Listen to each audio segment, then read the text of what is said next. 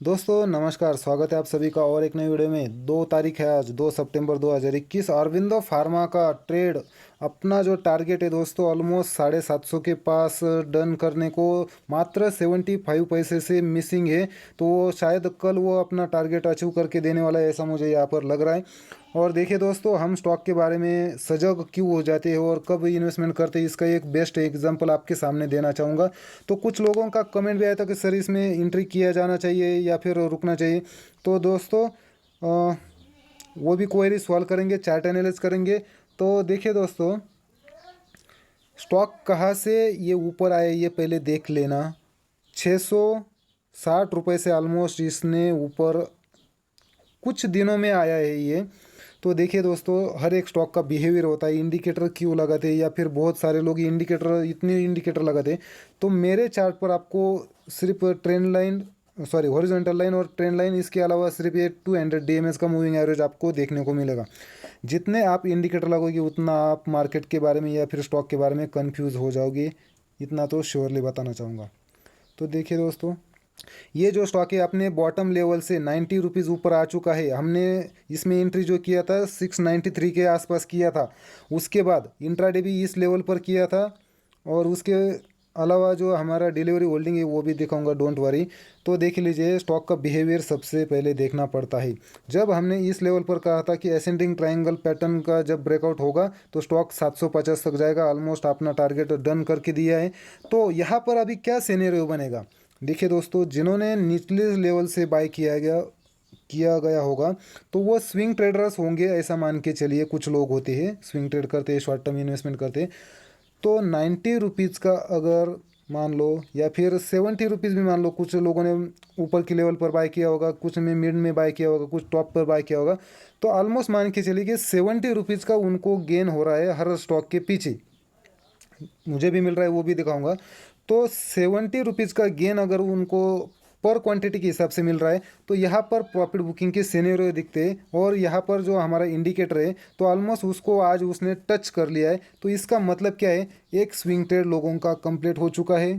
तो ज़्यादातर चांसेस मुझे प्रॉफिट बुकिंग के नज़र आ रहे हैं।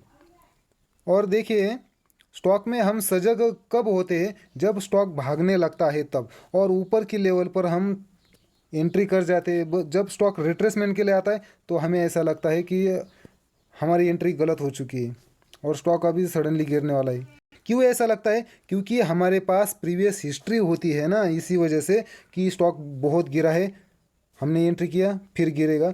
तो देखिए दोस्तों, स्टॉक ने एक बॉटम आउट किया है, रिट्रेसमेंट लेगा शायद, क्योंकि इसमें अभी भी वॉल्यूम कम है। तो सबसे पहले वॉल्यूम देख लीजिए कि 36 लाख का वॉल्यूम इस स्टॉक में आया। अरविंदो फार्मा आज ओपन होता 731 के पास, अच्छा खासा 17 रुपीज़ आज ये पॉजिटिव हो चुका है। तो यहाँ पर थोड़ा पॉज लेने की कोशिश करेगा, क्योंकि मंथली और डेली की अगर बात करेंगे, चलो डेली की बात कर लेते हैं। तो ऑलमोस्ट आपको एक रेंज दिखाई देगा यहाँ पर। प्रीवियस में वो स्टॉक जो है, तो यहाँ से बाउंस बैक हो गया था, यहाँ से बाउंस बैक होगा। तो ऑलमोस्ट यहाँ पर थोड़ा रेसिस्टेंट फेस करने का चांसेस मुझे दिखाई दे रहे। अगर 755 रुपये के ऊपर डेली में क्लोजिंग दे देता है, या फिर राउंड फिगर मान के चलिए कि 760 के ऊपर डेली में क्लोज दे देता है, तो ये स्टॉक ऊपर जाने की ज़्यादातर चांसेस रहेगी। क्योंकि यहाँ पर जो है, तो फिर से एक रेसिस्टेंट इसके सामने देखने को मिल रहा है। तो अगर आपको लॉन्ग टर्म इसमें रुकना है या फिर एंट्री करना है, तो थोड़ा बहुत क्वांटिटी के साथ आप इसमें इंटर कर सकते हो। लॉन्ग टर्म का नज़रिया होगा तो शॉर्ट टर्म में देखिए, अभी स्टॉक का ज़्यादातर रिट्रेसमेंट के लिए हमें वेट करना चाहिए। क्योंकि 90 रुपीज़ का स्टॉक ये कुछ दिनों में, 7-8 दिनों में ये अचीव कर चुका है। तो सडनली तो स्टॉक ऊपर भाग के नहीं जाएगा, क्योंकि सडनली नीचे आए तो सडनली ऊपर नहीं जाने वाला। स्टॉक रिट्रेसमेंट करते करते हुए ऊपर चला जाता है, और हमें रिट्रेसमेंट में स्टॉक लेना होता है। जब भी कोई ब्रेकआउट हो जाता है तो रिट्रेसमेंट का वेट करना चाहिए, उसका स्ट्रेंथ देखना चाहिए। अभी भी बाइंग जहाँ पर गए उसके ऑलमोस्ट आसपास ही इसने बाइंग मतलब कैंडल क्लोज दिया है। तो मेरे हिसाब से शॉर्ट टर्म में आपको एंट्री करना है तो रिट्रेसमेंट करना चाहिए, या फिर 760 के ऊपर निकलता है डेली क्लोजिंग आती है, तो इसमें आप शॉर्ट टर्म के लिए एंटर हो सकते हो। ऊपर वाला एक टारगेट हमको देखने को मिल सकता है। और एक दूसरा क्वेरीज आया था कि 825 कब जाएगा या फिर कब आएगा। तो देखिए दोस्त, मैं स्टॉक को ऑपरेट नहीं करता हूँ, मैं सिर्फ ट्रेंड डिसाइड करता हूँ।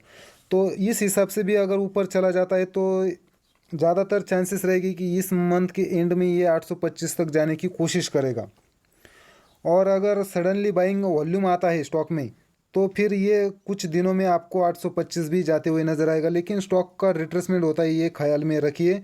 और अच्छी तरीके से ये स्टॉक को हमने यहाँ तक अचीव किया है। चलिए मैं मेरा आपको होल्डिंग दिखाकर, तो देखिए मेरा जो होल्डिंग है मात्र 33 क्वांटिटीज़ के साथ मैंने इसमें इन्वेस्टमेंट किया था। कब? 693 रुपीज़ के आसपास। और देखिए दोस्तों 7.72% का हमको इसमें परसेंटेज मिल रहा है। बैंक में हमको 1 साल से भी ज़्यादा समय लगता है इतना परसेंटेज गेन करने के लिए। तो देखिए दोस्तों ट्रेंड कैचअप करना आना चाहिए मार्केट में, तभी आपको स्टॉक का बिहेवियर भी पता चलेगा और स्टॉक में एंट्री करने का मज़ा ही उस टाइम पर अलग होता है। क्योंकि स्टॉक कितना भी गिरे लेकिन हमारी एंट्री कहाँ पर होती है ये सबसे महत्वपूर्ण बात होती है। और कैंडल को ज़्यादातर पहचानना सीखो दोस्तों, क्योंकि टेक्निकल ही हमारे लिए बहुत काम आता है। न्यूज़ सिर्फ मार्केट में 2 दिन के लिए होती है और टेक्निकल ज़िंदगी भर के लिए काम आता है, और यही मेरे साथ भी हो रहा है। 693 कहाँ पर आता है? तो ऑलमोस्ट यहाँ पर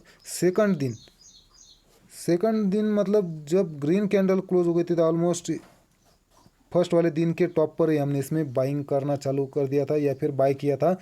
तो 7 दिनों में एक भी दिन हमको स्टॉक निगेटिव नहीं दिखा।